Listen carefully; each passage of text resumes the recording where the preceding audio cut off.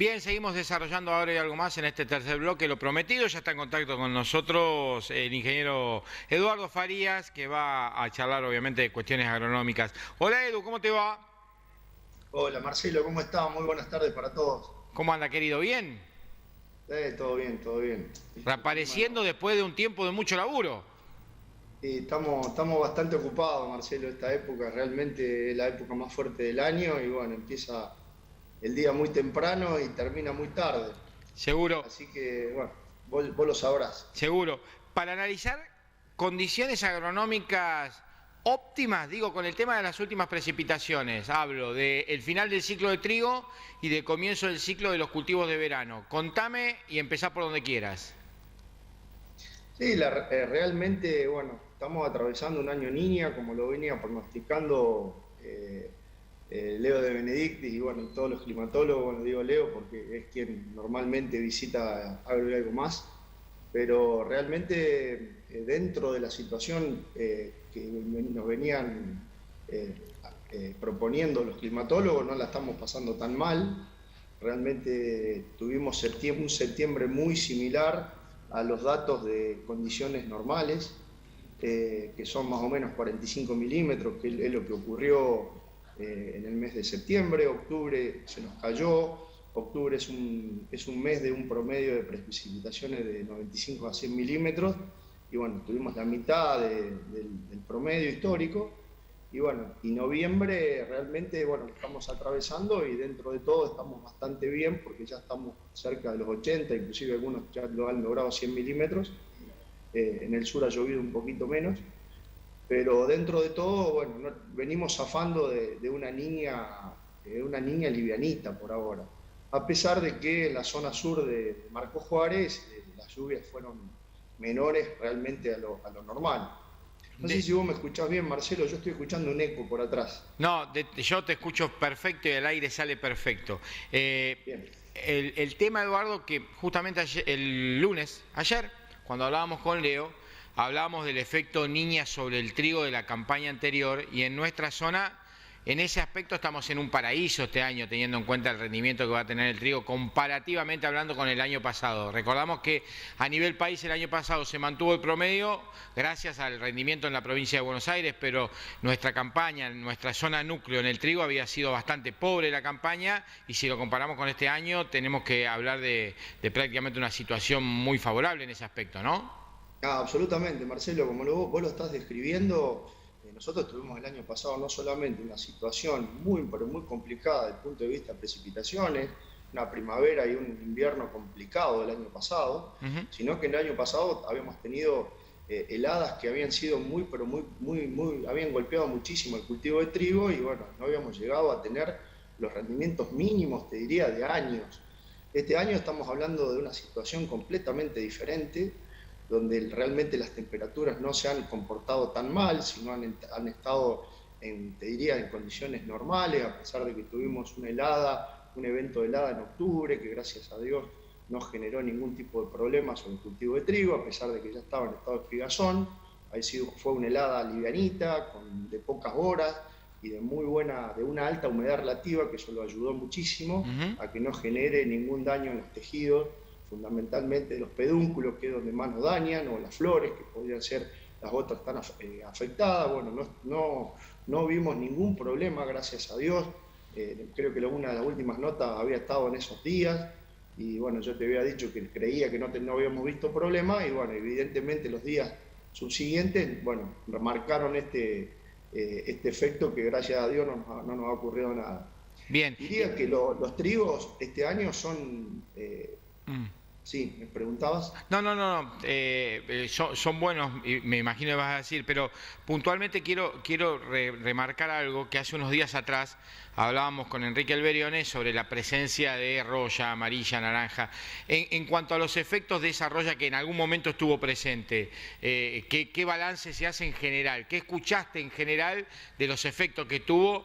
Que Enrique explicó claramente cómo se fue desarrollando la enfermedad, pero me gustaría saber si tuvo algún efecto en cuanto a los rindes en general. Bien, bien, Marcelo, mirá, vos tocaste uno de los dos puntos importantes que este año veo sobre el cultivo de trigo, uno fue desde el punto de vista de fitopatológicamente hablando, es decir, desde el punto de vista de enfermedades. Lo más grave fue ver el tema de la roya anaranjada, la roya de la hoja. O sea, hay dos royas que nos han atacado, una que es roya amarilla, que hemos hecho controles con fungicidas sin ningún tipo de problema, los fungicidas anduvieron bárbaros, y bueno, y ciertas variedades sobre roya anaranjada, fundamentalmente el Baguette 750, ha tomado una virulencia a la roya, ha mutado y nos ha generado graves problemas donde los fungicidas no nos han dado los resultados que esperábamos, y hay también otras variedades, pero estoy hablando de la situación más complicada. Tuvimos que hacer otra aplicación en muchas situaciones sobre estas variedades que realmente marcaron una susceptibilidad que no la podíamos resolver con el tema de fungicida, que era nuestra principal herramienta de trabajo. Pero bueno, realmente los resultados de ese problema lo vamos a ver ahora con los rendimientos, porque claramente roya anaranjada es un hongo que ataca en la hoja, y eso nos provoca una disminución del área foliar, lugar donde se produce nada más y nada menos que la fotosíntesis, que es la responsable de formar los granos, es la responsable de que se produzcan los carbohidratos de las cuales el grano está conformado. Por lo tanto, esa disminución de la fotosíntesis, evidentemente la vamos a ver cuando pongamos la cosechadora en los lotes y podamos encontrar cuáles fueron las variables con los problemas de rendimiento que normalmente se nos dan, a pesar de que no solamente esto es importante desde el punto de vista de enfermedades, sino también otra variable importante que estoy viendo este año, junto con Agustín. Estamos viendo que realmente los trigos con valores de nutrición débiles, los rendimientos van a ser débiles, y aquellos lotes en los cuales se hayan aplicado, ya sea las dosis que corresponde, de la forma que corresponde, en los momentos que corresponden, estamos viendo diferencias de rendimiento que son muy, pero muy marcadas, donde yo reciente comentaba que los promedios históricos de octubre no habíamos llegado a la mitad en lo que fue desde el punto de vista de precipitaciones, y se tenía que marcar muy fuertemente. Bueno, en esos lotes donde tenemos muy buena nutrición, estamos viendo que los rendimientos que estamos esperando van a ser de medianos a altos. Bien. Por lo tanto, te resumo, las dos situaciones que normalmente se dan casi todos los años tienen que ver con el manejo de enfermedades y con el manejo de la nutrición de cultivo de trigo, que realmente fueron dos factores que van a definir rendimiento. Perfecto. Y lo que tiene que ver con el comienzo del desarrollo de los cultivos de verano, tanto la soja como el maíz, ¿qué influencia tienen estas precipitaciones que se dieron y cómo sigue el proceso? Contame.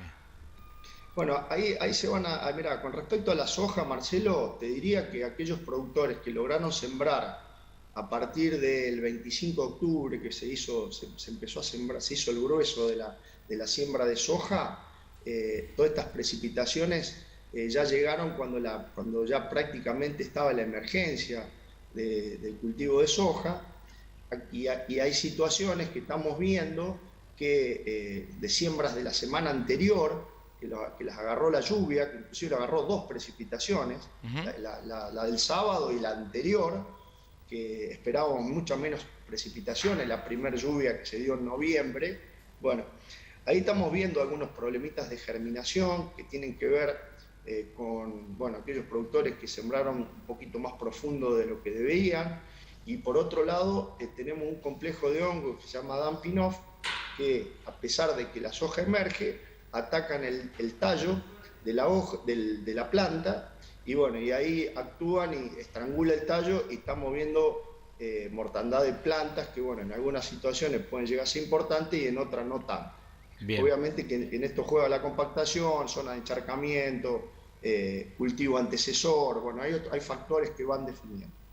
Con respecto a soja, otro dato no menor es la presencia en algunos lotes isocas cortadoras, normalmente isoca cortadora es una plaga que ya debería haber terminado su ciclo, lo ha alargado por determinadas condiciones climáticas fundamentalmente y de población.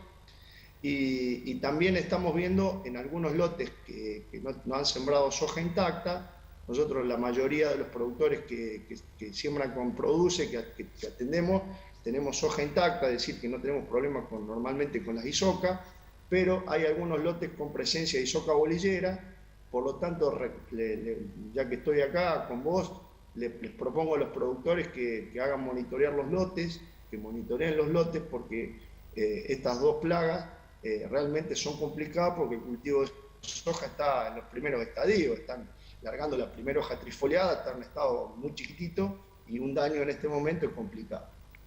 Con respecto a maíz, bueno, maíz está realmente en general, estoy viendo unos maizales, realmente los cultivos están muy bien implantados, un cultivo que realmente con estas precipitaciones, bueno, hoy porque está fresco, pero las temperaturas y las precipitaciones hacen que el cultivo desarrolle, y en general estamos viendo unos cultivos de maíz que tienen realmente hasta el momento, te diría, están excelentes. Siempre hablando en general, hay situaciones donde hubo alguna situación de cortadora, puntuales y demás, pero bueno, yo te estoy contando un poquito la situación general. Bien. Y bueno, obviamente ya estamos a mediados de noviembre y lo que realmente me preocupa, tal vez me esté anticipando a la jugada, es la falta de precipitaciones para las próximas quincenas. Sí. Un momento crucial para el cultivo de maíz. Vos imaginate que los maíces que estuvimos sembrando a mediados de septiembre van a estar floreciendo allá entre el 15 y el 20 de diciembre, y eso significa que a partir del fin de noviembre, primeros días de diciembre, entramos en un periodo crítico, es decir, que estamos a 15 días del periodo crítico, que a pesar de que están los perfiles con muy buena recarga del perfil, ¿sí? Esto sería bueno que en los próximos 15 días las precipitaciones que caigan van a tener un efecto directo sobre el rendimiento de maíz, ¿no es cierto? A pesar de que, como te digo, no es alarmante, pero cuando miro los pronósticos a 15 días, que realmente no es lo que deberíamos mirar, porque los pronósticos se deben mirar los próximos 5 o 6 días, no son confiables a 15 días, pero bueno, estamos viendo que en los próximos 15 días no se ve nada importante, ningún frente importante, y un frente en estos próximos 15 días, más tirando a noviembre, son precipitaciones que van a jugar directamente en el rendimiento. Lo dijo Leo ayer con respecto a esto de los 15 días, que no hay episodios importantes. La última te hago y te saco de la parte agronómica y me siento a tomar un café. Una pregunta de mesa de café. El tema del costo de los fertilizantes. ¿Vos escuchaste algún comentario? ¿Hizo de que el productor definiera irse a la soja en vez de elegir el maíz, que parecía la vedette de este año? ¿O en realidad tenemos que observar una gran superficie sembrada de maíz y ya la decisión del productor estaba tomada, más allá de este desequilibrio que se dio en los precios de los fertilizantes en dólares? Mirá, Marcelo, yo creo que el productor no cambió su decisión este año, ¿sí? En general, atiende normalmente, la mayoría de los productores que atendemos son productores de campo propio, que eso no es un dato menor. Normalmente el que cambia a último momento o para la próxima campaña son productores que son arrendatarios por una cuestión de costos y demás, como le dan número por los costos altos de arrendamiento.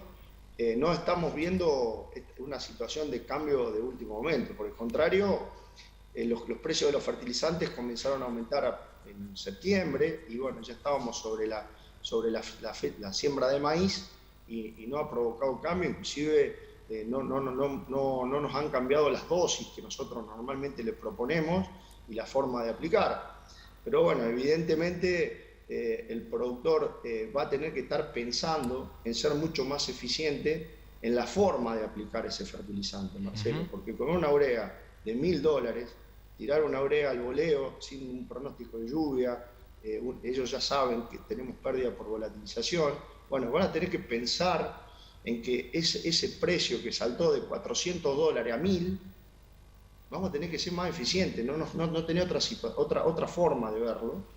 Y la forma más eficiente es incorporando ese nitrógeno, porque si uno aplica y le erra porque el pronóstico no llegó y el Leo se equivocó, que está dentro totalmente de lo probable, ¿sí?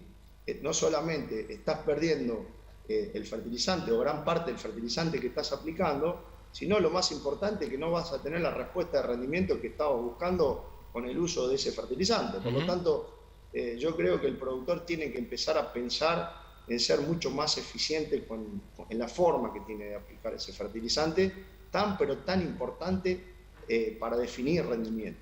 A veces mira cuánto vale el glifosato, que vale $1 más, $1 menos, o busca un híbrido que vale $5 o $6 menos, y no se está dando cuenta que la pérdida de rendimiento y de eficiencia por el manejo de la nutrición son valores muchísimo más altos. Absolutamente, absolutamente. Ya lo destacamos siempre en Agro y Algo Más. Querido, abrazo enorme. Marcelo, muchísimas gracias y bueno, en contacto, a su disposición. Les mando un fuerte abrazo a todos. ¿Ganamos hoy a Brasil? Sí. Sí, yo creo que sí. Siempre el optimismo tiene que estar. Obvio, ni hablar. Un abrazo. Chao, Chao, querido. Ahí estaba el ingeniero Eduardo Farías de Produce, charlando como siempre con nosotros.